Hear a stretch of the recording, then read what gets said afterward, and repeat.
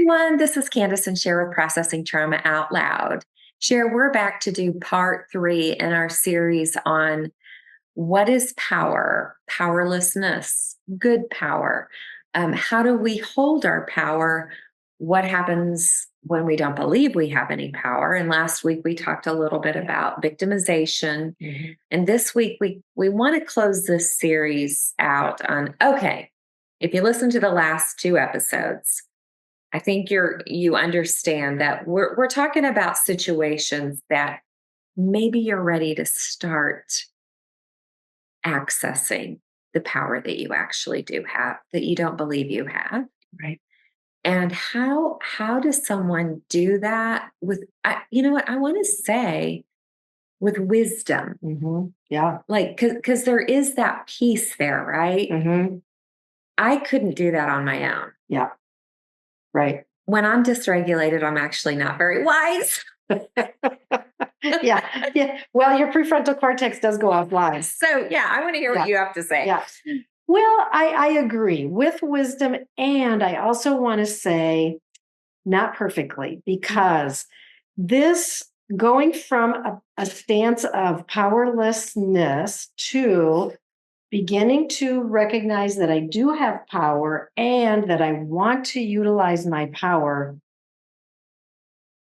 it will be messy at times, for sure. Mm-hmm. It's going to be messy because you're changing the rules of the system. The people around you are going to wonder, like, what's going on here? This isn't the way we do our relationship. Mm-hmm. So it's not going to be easy. It's going to be messy, but yes. And a lot of that wisdom is who is there to support you, who is there to help you talk through the thoughts and ideas and conflict and struggles and meltdowns and all the things that can go awry. So, yeah. You know, we've walked with people closely. We know our own stories on regaining our power. Yep. And we've been able to witness how it's not that we're telling someone what to do. Yeah. Okay. We're reminding them of who they are. Yep. That's what we're doing. We're taking them back to, I don't want to say pre-trauma, okay? But let's just say they didn't have the developmental trauma, okay? Or if they did have trauma, it was seen and soothed and it was healed in real time. Yep. Okay.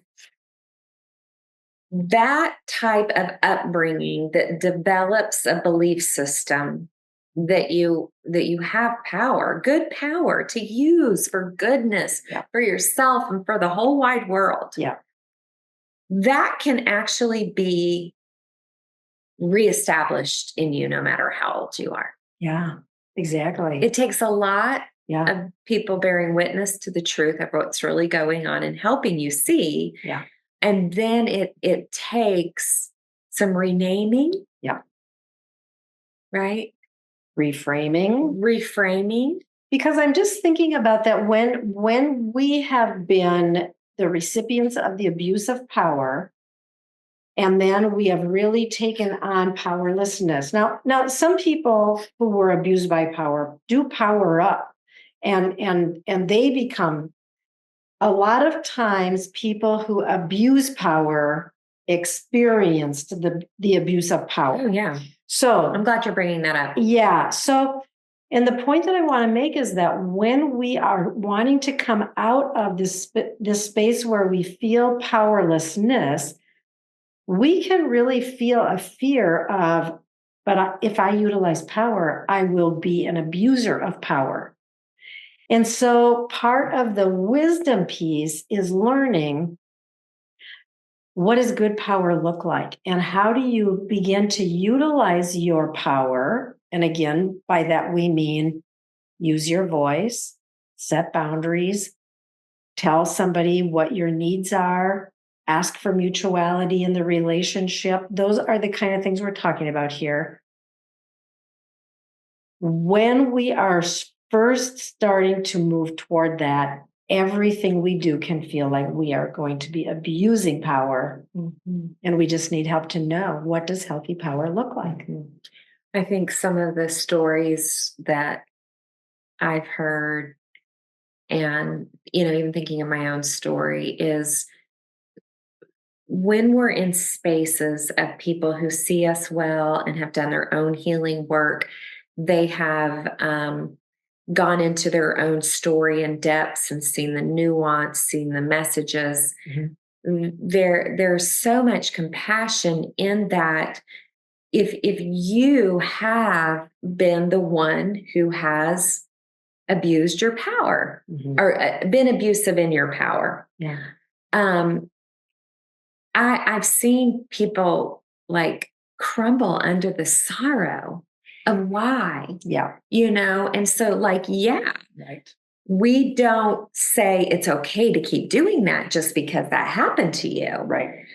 But to see and witness that, I have felt that way. So me being someone that powered up and used my voice at times pretty aggressively, I have felt the sorrow of that teenage girl, right? Who had no power and was overpowered. And then when I realized as a teenage girl, I could use my voice.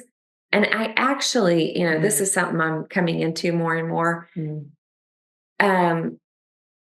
I saw things and I named things as a teenage girl, and it did not go well for me. Right. Yeah. And so I would hold the anger. Right. Okay. So that's where the anger would come. That's where trying to use my voice would come. And yet the residual of that at times in my marriage and in my parenting, oh man, I have felt the sorrow over that. Right. Yeah. And that's wherever we are on the spectrum, right? Of powerlessness to abusing power. That's the beautiful thing, is that when we come into this place where we recognize honestly, the person who is powerless and stuck in powerlessness can have also tremendous sorrow over the way that has hurt the people in their lives. Yeah. I mean, I've had these conversations with my kids now. And so what that looked like for me whenever I would power up and I would respond in anger, share the root of that was fear. Right. It was fear. I was trying to use power to get my kids to not do certain things, or go certain places. And so instead of slowing down and listening to their hearts and their desires and what they needed and what they wasn't getting, I'm just trying to modify their behavior to make me feel better. Okay, we're getting into some deep waters here. This is a little bit of a different direction, but it's okay. It's about power, and it's about, I feel like it's really important though to make the point that, how do I want to phrase this? That being powerless can look almost good in a way, like because the other person is the bad one. The person who is maybe more controlling and more abusing power and holding power over, they can really be looked at as the bad one. And it's wrong what they're doing. But being powerless is also really hurtful to the relationships that we're in. And when we begin to recognize the effect of powerlessness, there can also be, and should be, and will be times of repentance and sorrow over that as well. Over the effects. And yes. So we want to talk today about, okay, I'm recognizing that I have not felt like I had power. I'm recognizing that I don't like where I'm at in my relationships. I don't like that this person is controlling me, or this person is abusing power, and that I'm here and I'm stuck and I felt like I don't have options. But what would it look like for me to begin to step into my power? Let's talk a little bit about what can that transition look like? Mm-hmm.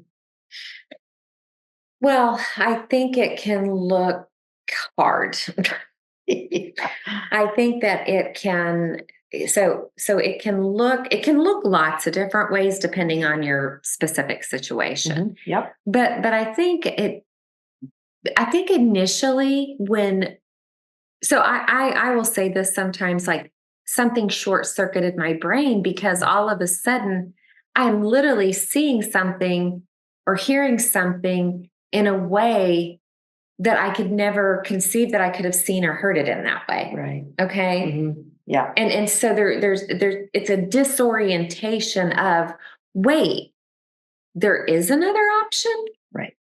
So that I'll just say that right now. Yeah. It can be disorienting. Yes, it can be. And really it will be disorienting because we're talking about making this change in the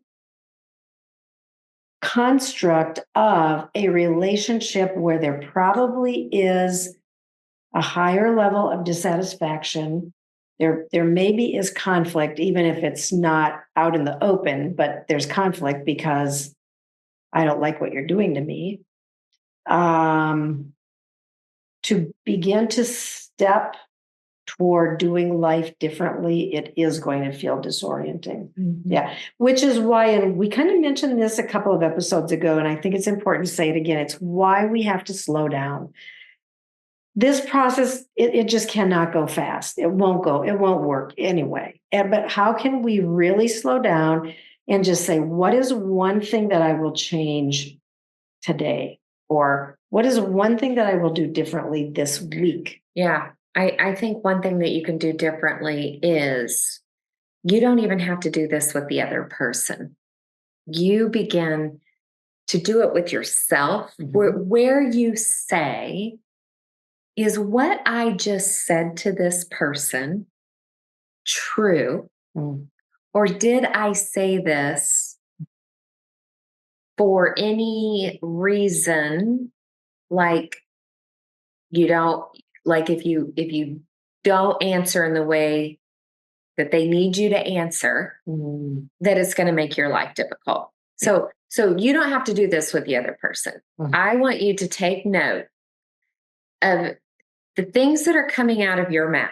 Mm-hmm. Are they really aligned with what's really true for you? Mm-hmm. And I think that is a huge assignment. Mm-hmm. Can you give an example? Because I think it could be really good to talk about that in terms of, for example. Mm-hmm. Yeah. So, I mean, this can be little things to big things. Yep. I don't even know where to start. I think I'm just going to start with something little. Yep. Okay. Yep. It could be as little as where you want to go out to eat. Mm-hmm. Okay. Yep. And you know that you have your favorite places, but you also know that if somebody else doesn't always get their favorite place, the dinner's just not as enjoyable. Mm-hmm. Okay. So this is little. Yeah. And so you will just always name something that you always know will make them happy. Yeah. Okay. Mm. Now, I believe in compromise. Yeah. You just name it. Hey, I like this, you like this. But if you're just always thinking that it's never okay to say, you know what, can we go to my favorite place this time? Yep. That's something little. So just notice if you do that. Yep. Something bigger. Mm. Is and this is where it gets pretty serious in my eyes. If you are allowing things that you know are harming your children to keep somebody else happy. Yeah. And I get it. There's a lot of complexity here. Yeah. You just know you're in a very unhealthy, unequal power dynamic. Yep. I mean, I went from little to huge. Yep. Okay, so that's good. You've given us those two. So, in your encouragement, then, as a place to start, is what? Recognizing the way that you would normally respond in that situation, and then doing what differently? What So would be a yeah, first just the step? noticing that you're doing it, Yeah. Okay. So noticing is first. That's what you think. noticing. And I think also another step is practicing with somebody who's safe. Mhm. When you begin to recognize that you haven't been using your voice, or you haven't been letting the other person know what your needs are, or even your wants, maybe it's when you go out for lunch with a friend, for example, and they say, well, where do you want to go? But you typically won't tell the truth. That would be a safe place to say, I would really like to go here. Mhm.